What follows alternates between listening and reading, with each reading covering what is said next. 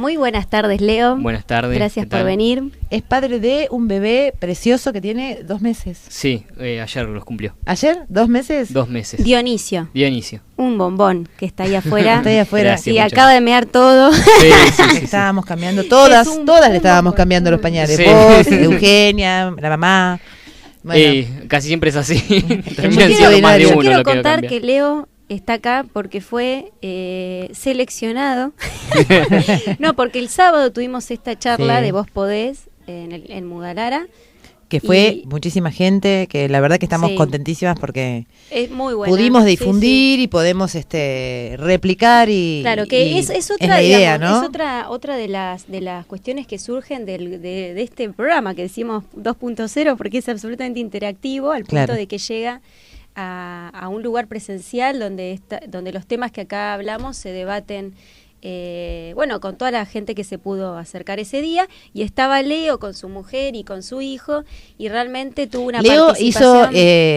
cubrió las expectativas de cupo masculino que teníamos nosotros para ese vinieron evento, porque vinieron no muchos, ¿no? Pero vinieron unos unos Había unos hombres. cuantos. Y había. además opinaron. Aparte es más difícil con los hombres que se vayan acercando a un Claro. movimiento así Claro. por Sí, cómo sí. es la sociedad ahora, digamos. Claro. Pero ¿no? te digo que hayan ido ustedes es un muy buen augurio. Yo le conté a mi compañero, le dije, mirá, fueron hombres a la charla. Bueno, la próxima vez voy, me dijo. Ay, no te puedo creer, lo vamos a Sí. tener. Bueno, vamos a ver si Importante. yo puedo hacer lo mismo. Impact, dale. No, está muy bueno, está muy Lo bueno. llevamos a Fito y a A Ricardo. Ricardo ahí, sí, por lo menos los ponemos a, no sé, a Que sacar digan fotos algo. mientras Claro, tanto. sí, sí. Claro.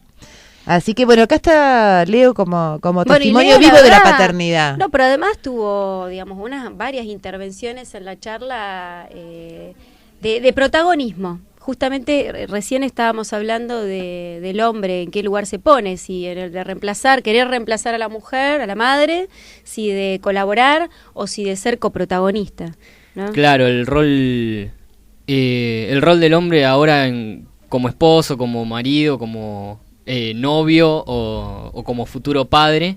Y como varón. Y te puedo asegurar que no te enterás que sos padre hasta que de verdad lo ves Claro. y está ahí en realidad. Hasta el momento seguís siendo el novio o el esposo que eras hasta que te lo dan o lo ves a tu hijo o hija.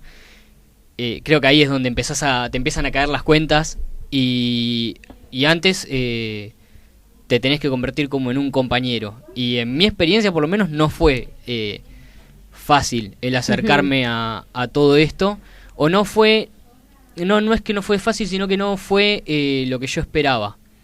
Cuando Eugenia me empezó a contar que empezó a ir al gimnasio, me empezó a contar toda esta movida que se venía charlando y todo, y estábamos yendo con el médico y empezamos a ir con distintos médicos, ella empezaba a volver y cada vez estaba como más nerviosa. Sí. Y a mí me empezó a llamar la atención, digo, o le está haciendo mal Sí. ir al gimnasio, o se está enterando de cosas que yo no me esperaba, porque hasta mi conocimiento en ese momento era el mismo de El un tradicional, parto de una claro. película, un parto de lo que habíamos visto más o menos en internet, o De lo instituido, digamos. claro, Ujú. incluso, bueno, las cosas que puede llegar a pensar cualquier persona, el sufrimiento de la mujer cuando está pariendo, esa que hablaban el otro día de que se ven en las películas, La mujer que es todo gritando. el tiempo la mujer gritando y la gente que le habla todo el tiempo alrededor y le dice cosas.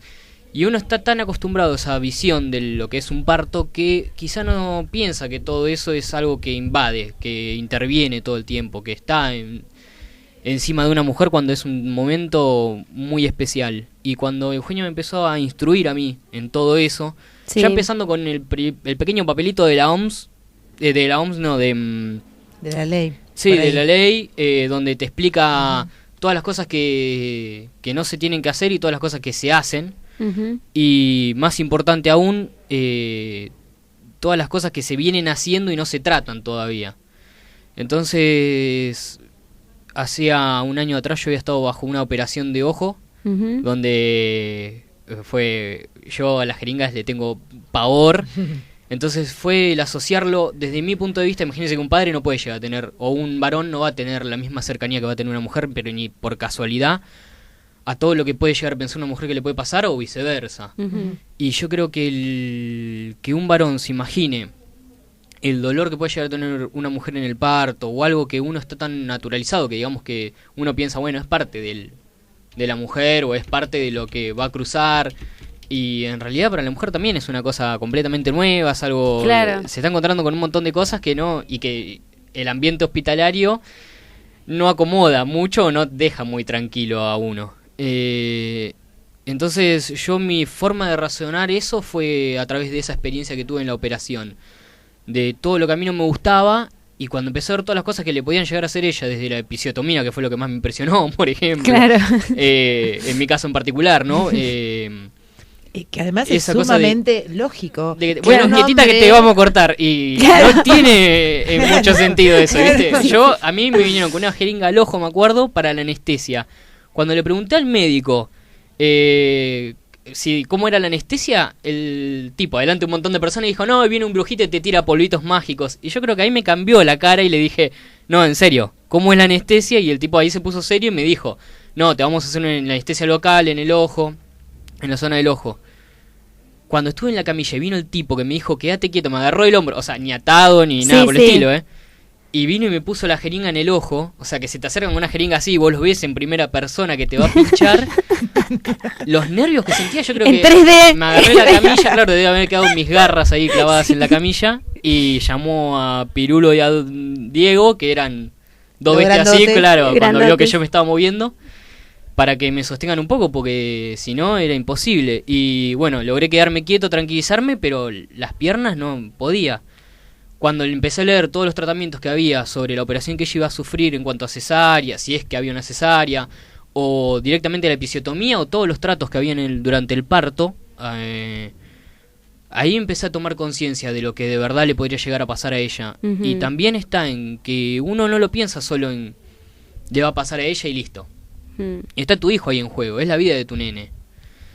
Entonces lo empezás a ver de otra forma, es otra cosa, cambiás la forma de pensar sobre las cosas. Ujú. Y ahí empecé a informarme más, empecé a ir a las charlas que se hicieron en el gimnasio, y empezamos a buscar también por otros lados a ver qué otras opciones había.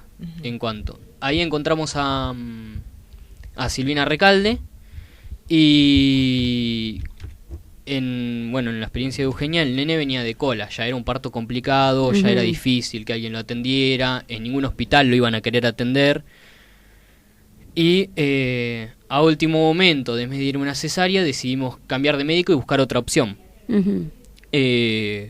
Porque la simple cuestión de que, Silvina no lo iba a atender de nalgas directamente. Lo cual nosotros lo respetamos por completo, la decisión de ella, pero bueno, queríamos probar por otro lado. Ahí Claro. conocimos a Fernando, que nos habló del parto en la casa. Ujú. Y que la única forma de hacerlo era que por lo menos, si lo íbamos a tener en un hospital o lo íbamos a tener en la casa, que por lo menos ella pudiera pasar la mayor cantidad de trabajo de parto en casa. Ujú. La mayor cantidad era como la única solución a que pudiera venir de cola y recibirlo lo más bien, y que naciera en casa, porque si no, no había chances de ir a un hospital. Con eso, vinieron un montón de preguntas, un montón de cosas que Fernando no solucionó. Desde, ¿qué pasa si hay una emergencia? ¿Qué pasa si hay un montón de cosas? Yo supongo que Fernando ya habrá hablado acá de lo que es un parto atendido en la casa y habrá explicado de las soluciones y las contras y pro que tiene. Sí. En nuestra situación fue, decidir hacer eso para poder, por el bien de Eugenia, para que esté tranquila.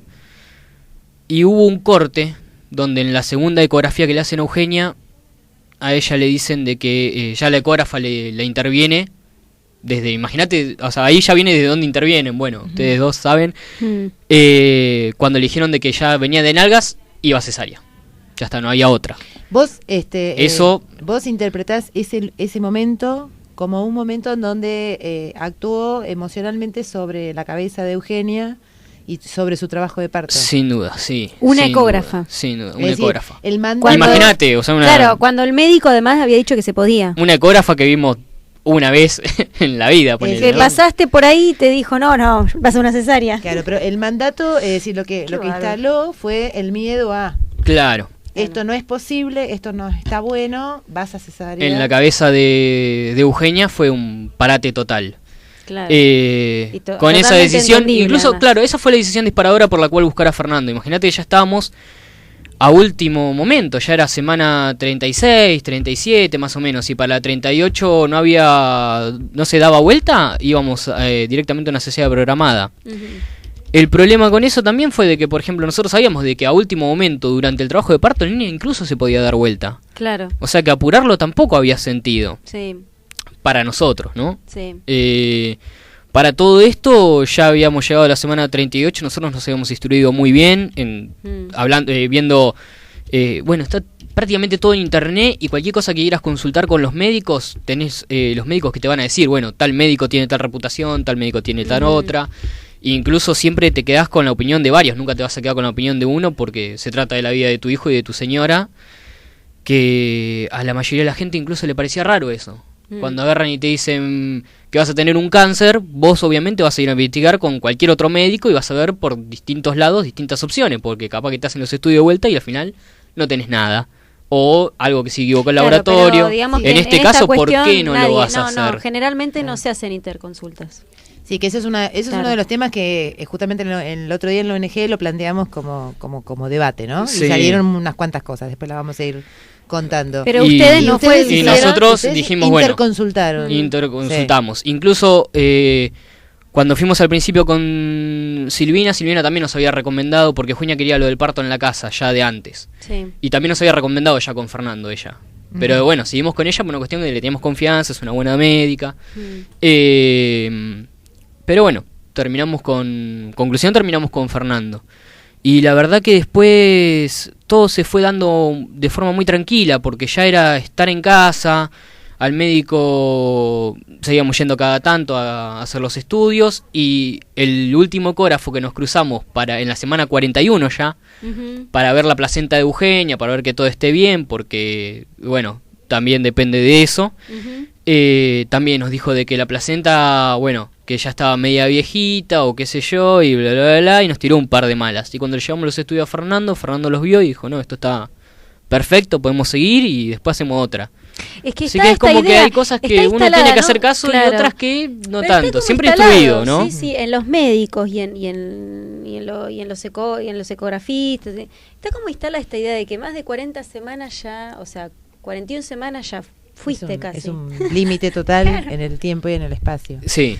Vos, Leo, mientras iba pasando esta última parte, que ya son los últimos días del embarazo, vos te ibas empoderando como padre. ¿Vos sentías eso? ¿Vos sentías que podías...? Que al principio como padre te agarran un montón de cosas, ¿viste? Porque es como que la responsabilidad recae en vos. Va recayendo cada vez más en vos, incluso hasta el día del parto, donde yo hubo un momento donde ya estaba con los nervios sacadísimos.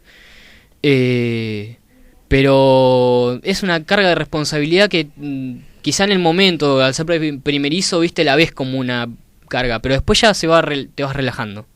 ¿Y en quién te apoyaste vos y por un lado este último parte del proceso? En esa última parte, más que nada en que me saqué un montón de dudas con Fernando y con María Inés, que es la partera de ellos, que es bárbara, espectacular.